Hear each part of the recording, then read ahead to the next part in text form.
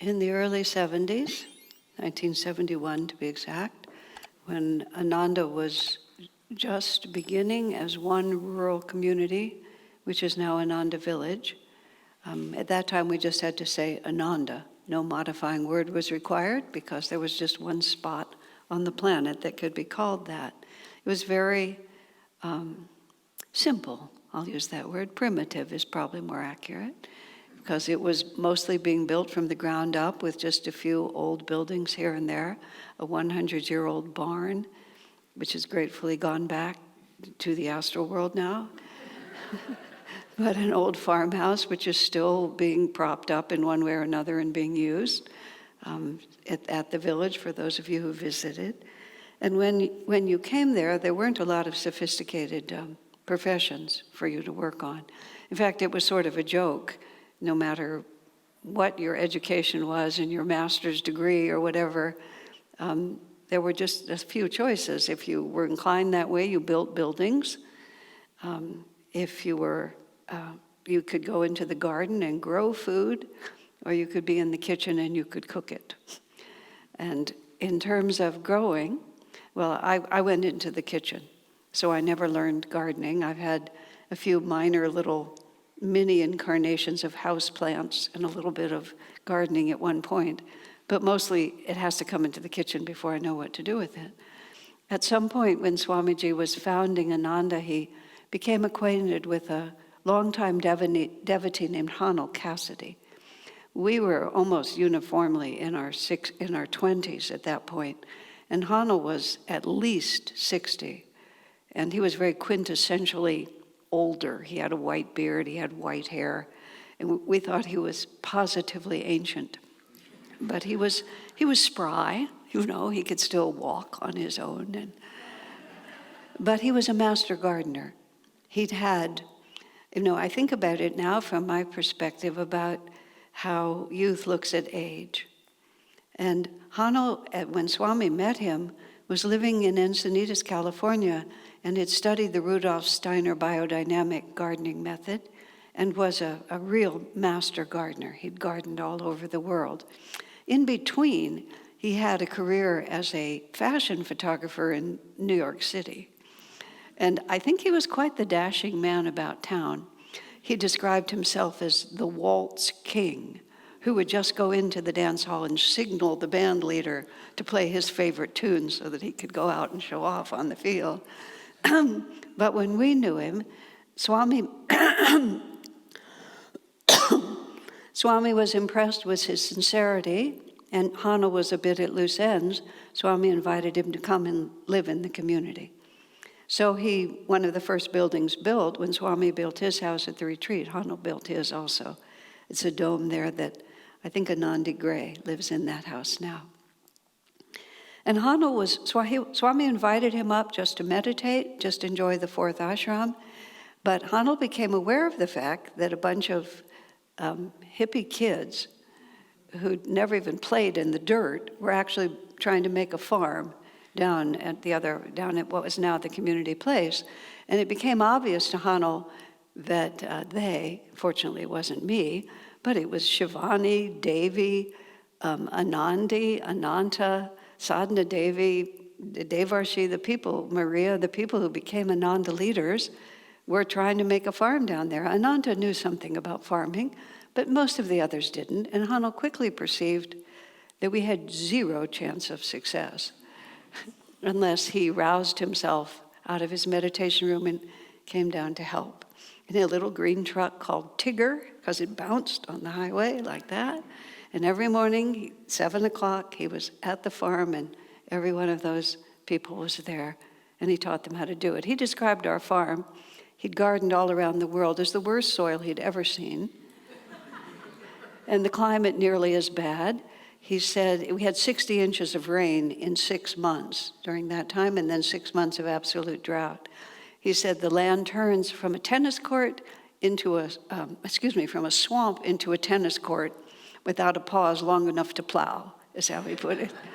But over many, many years, they built it up. And Hanel was wonderfully in tune, of course. The Rudolf Steiner method of gardening was all about more subtle forces than just the chemistry of growing. And the reason I'm bringing all of this up is because of the Bible verse, I am the husbandman and you are the vine. And this I know only by anecdote because they brought the vegetables in to me. While I'm on the story, I was a food fanatic, which made me interested in food, but not very conscious of how most people related to it. To my mind, if it was healthy, therefore it was good. And the intervening fact that it tasted horrible and was nearly indigestible didn't penetrate. And so I was super into using what we grew. And we grew a whole lot of kale before people had learned that kale was something good.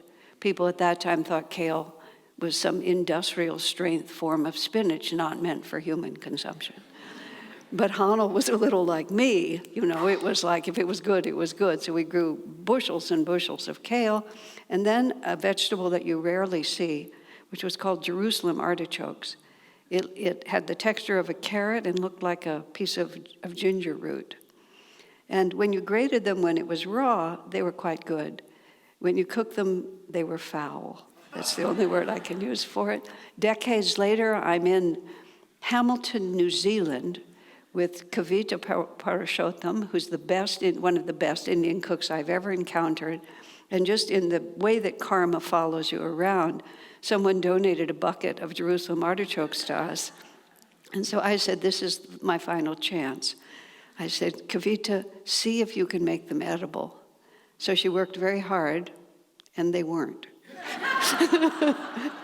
But I, in my role in the garden there, trying to help everyone, just to be appropriate and be natural and back to the land and save money. So basically 2 meals a day during that season. I didn't give them for breakfast, but we had kale and Jerusalem artichokes. And I didn't really understand that they were foul when cooked, so I would often cook them. And the poor people who were eating, which was most of the residents, it wasn't just guests, which would have really diminished the number of guests. But it was also the residents. Nobody had their own kitchens. We lived in little huts and trailers, teepees at that point. They just had to eat what I cooked. But we had Jerusalem artichokes. Those little Jerusalem artichoke devas just gave their soul to us. We were out here. We were making a new reality. Somebody loved them. They just produced like Billy Ho, and big bushels of them would come in. And finally, that's what actually caused a palace revolt.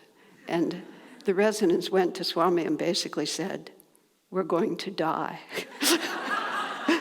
Keshava, you were there. Yeah, Keshava remembers the great Jerusalem artichoke season. Okay. This is Keshava Taylor. This is Keshava 1. The chanter is Keshava 2, K2, K1. Okay. In any case, they pleaded with Swamiji, which caused Swami to take me on and teach me how to cook. Which by the grace of God, entirely by the grace of God, in one weekend he taught me how to cook.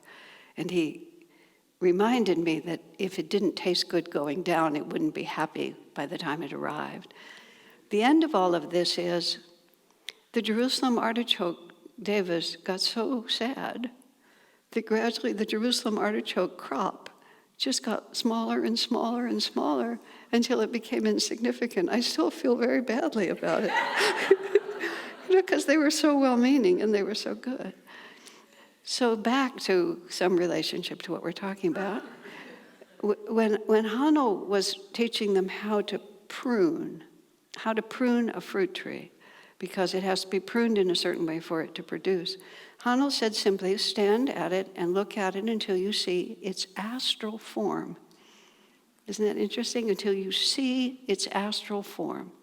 Because the tree is growing, but why does it grow? Where does the force come from? We see it as a fixed thing already, but there's this internal intelligence that's moving it. Last night when we were having our Guru Purnima celebration, I've also been reading this wonderful book that Biraj wrote about the gardener at Ananda village who created the garden up at the meditation retreat, the seclusion retreat, which is a place where we lived at the beginning, and all about his intuition with plants and so on like that. And he's reminded me that everything is alive and everything has its own intelligence. And these massive trees, for example, I mean, they are inwardly, there is a guiding spirit that is trying to help them create what they're trying to create. Just here, when we go out to the patio, look over toward the teaching center, there's a big oak there. The branches go like this. Every time I see it, I look at it and I think, like, who are you internally that would be the way that you would express yourself? Because it's a living individual entity, and I often think too, especially when I see a plant that's very unusual, what does the deva look like that's taking care of you? Because we tend to see our own reflection in everything that we do. I'll tell you just because I'm just riffing today, apparently. When we would go to India, because we led pilgrimage trips there about 12 or 15 times over 20 years, and often the Americans in those days, starting in '86, the whole thing was such an adventure. And often a person would go on the trip and say, I want to come back with a statue of Shiva. I want to bring back a statue of Krishna. And then we'd go from city to city. We traveled for 28 days. The person would be always looking for the one. And you'd find one that you thought was good and say, what do you think of this one? No, it doesn't feel right. But always, by the grace of God, a person would find one. And in a way that I'm not going to say is scientific, but many times when they finally found the statue of the deity that looked perfect to them, the statue always looked a little bit like them.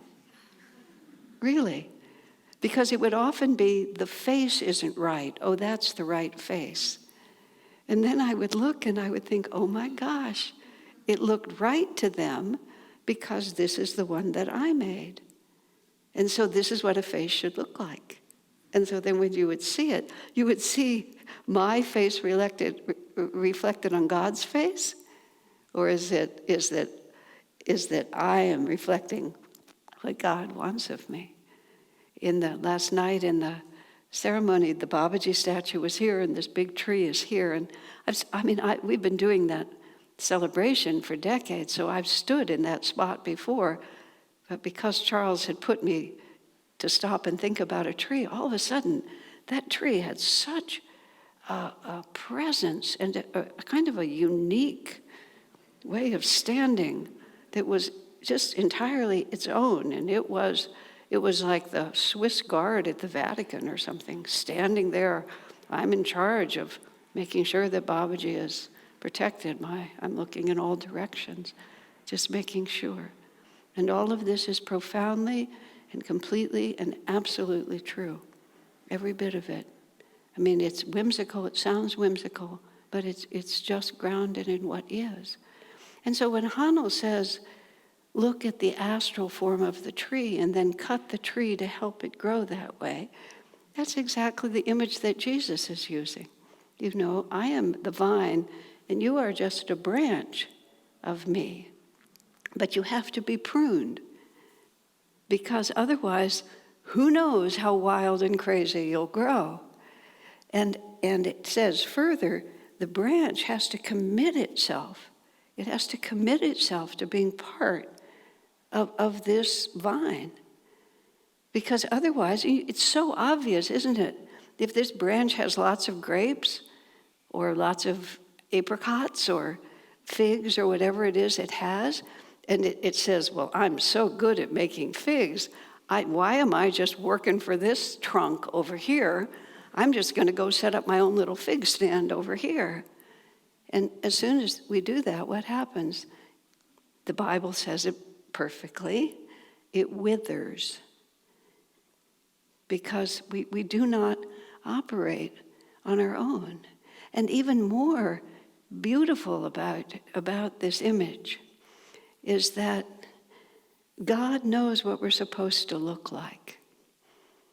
And this is the whole confusion of the spiritual path. It all comes down just to this. which is we have an idea of what we're supposed to look like, and that the art of being a disciple, the art of being a devotee, is for us also to perceive who we're trying to become. And then even more than that, to know what it will take in order for us to become that. But the Lord, the Father, the Guru, he can see it, and then he trims away everything that doesn't look like us, just like that sculptor who made the beautiful stone sculpture of an elephant. And he was asked, how did you do it? He said, well, I just looked at the stone and I just cut away everything that didn't look like an elephant.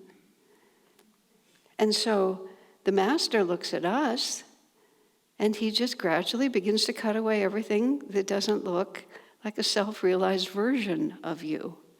We still get to be ourselves, just like that. Those trees have such interesting ways of expressing themselves and unique ways of expressing themselves. Each one is different. We have never before and never again will there be exactly this particular song and dance. As I was referring to Hanel had so many interesting characteristics, and I missed out by being in the kitchen because he was a very interesting mentor to all those who were there, because he not only taught people to garden, he taught people how to be devotees and how to be human beings and lots of other things. And he was a very good singer, and actually he was very innovative in photography. He was an art photographer as well, plus his life in New York City and his tenure somewhere in South America being a hermit and also being an organic gardener there. And then there'd been a wife and a couple of children in the process.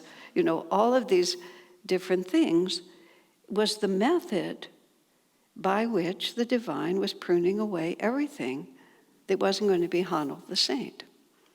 And let me just to bring it to the end, because it was really beautiful. Hanel was the first person of our family, our spiritual family, to die, because it was very harmonious, because he was the oldest also. And every day he went to the garden, and then one day he didn't go. And he lay down on his bed, and he had cancer. And he was intuitive enough to know. But he didn't want to fight for his life at that point, because he was elderly, and it was just elderly. By then he probably was 75, which is similar, but there you have it. He just lay down on his bed, and all the gardeners took turns caring for him. And at first there was a lot of discussion about where we would sprinkle his ashes. And he was resistant to the idea of sprinkling the ashes in the garden. He said, because if the crops are bad, you will blame me.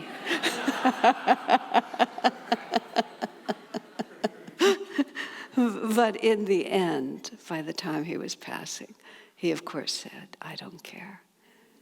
Whatever you want to do, what difference does it make to me? And then we had a resident physician, a woman at that time.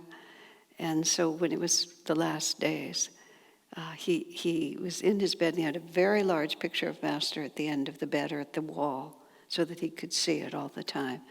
And at the end, he was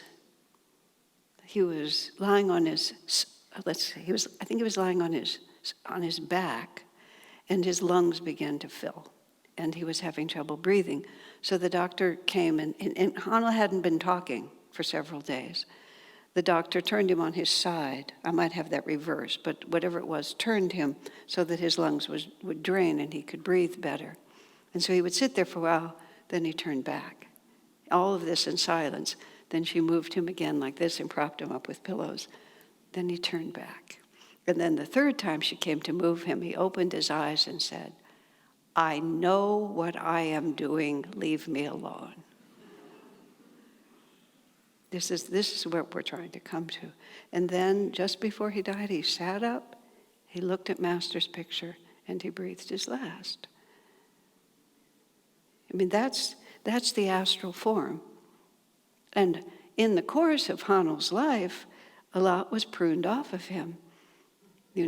By now he's just this humble man living in this little dome, driving his little green Tigger truck working with a bunch of us,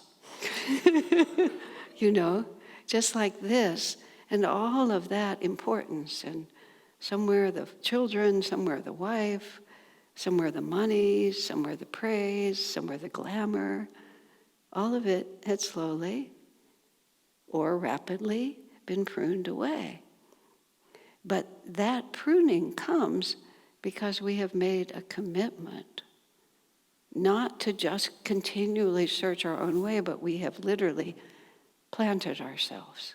You see, we have the illusion of free will here. We have the illusion of being able to walk around and make our own decisions, and I'm my own person, and all of these things. We're just children, but our mother finds us amusing. All of you who raise children, you know the declarations that your children make at different times. I'm doing this, I'm going to do that. And you treat them seriously because you want them to gain confidence. But inside they're so amusing, and you keep a journal so you can tease them about it when they grow up, and you call their grandparents and tell them what their outrageous grandchild did today. I was looking at Gary Aryavan, who's not in the room right now because he's on the plane to India. Aryavan grew up here, and he came to our Sunday services. His father brought him every week. Gary brought him. Aryavan hates it when I tell this, but it was so adorable. Aryavan is about this big and has a little bowl haircut and these huge big blue eyes. And he comes, Gary's holding him like this, and I guess he just had enough, because it wasn't the first time, but he comes to me for a blessing and I reach for him. He puts his hands over his spiritual eye, and that wasn't sufficient, and in a very loud voice starts saying, no, no, no.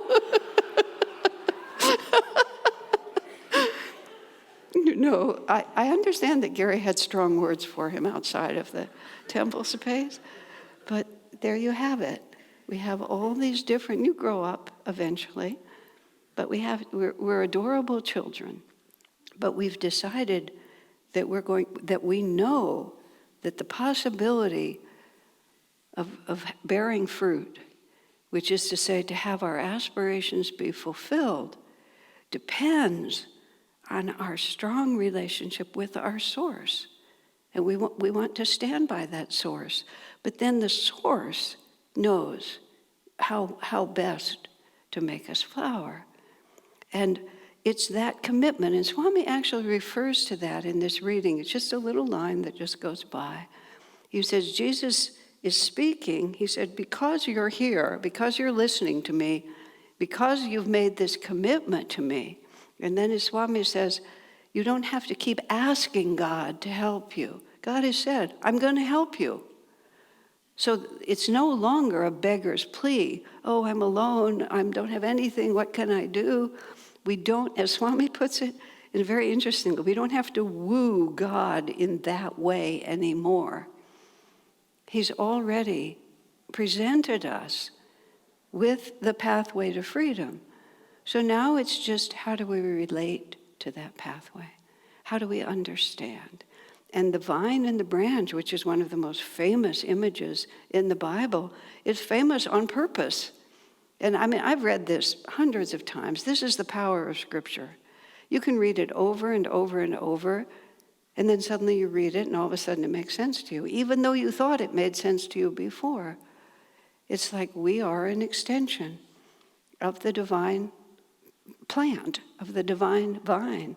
And we can be glorious in the way we express. That we just went through the apricot season particularly, which in my room I can see the apricot tree. I can watch it every morning. And I can watch the squirrels eat the apricots also. We used to grow fruit exclusively for the squirrels. Okay, I'm going to, just because this is such a crazy story. There was a point at which we realized all the fruit we were growing for the squirrels. We could just never get there fast enough. They always got there first.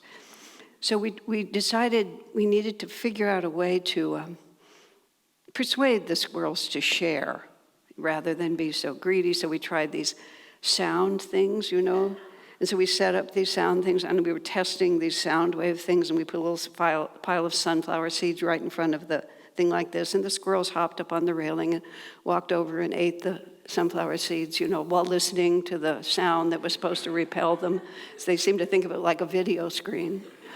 So that didn't work. We didn't know what to do. Then this lovely lady who lived here, and I have no way of saying yes or no, she came to me and she said she had psychically communicated with the squirrels, and she had proven psychic ability. I knew that. She said, I have psychically communicated with the squirrels, and I've convinced some of them to become celibate.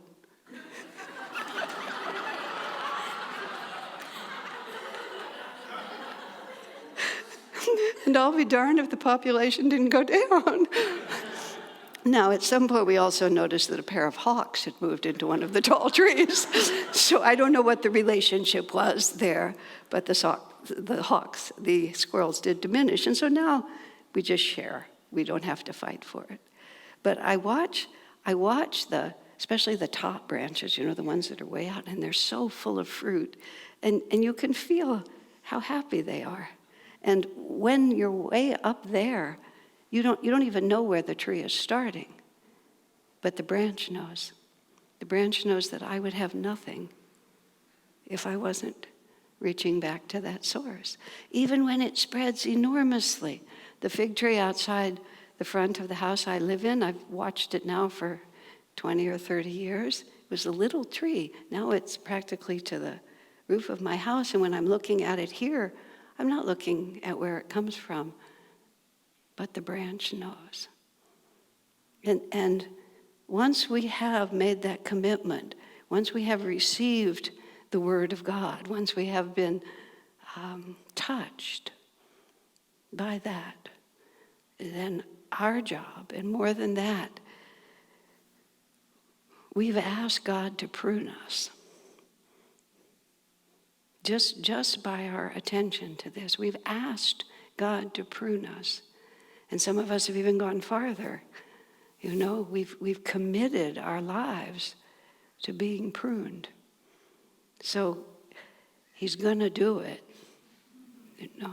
And our question is, how eagerly, how openly, how enthusiastically, and how trustingly do I see, do I recognize everything that comes to me is just taking away what is not needed for me to be free. And if you allow yourself to be changed, then you bear fruit. And even more powerfully, as Jesus puts it, you bear fruit as the Father wants you to, and they see you as a branch of the Father's tree. In a little prayer that St. Francis says, he said, preach the gospel at all times. If necessary, use words. That's who we must become. Bear fruit. Bear fruit of the spiritual life. Kindness, joy, peace, calmness, generosity, compassion. Who else would we want to be? And who else can bring us to that except the one who loves us? Bless you.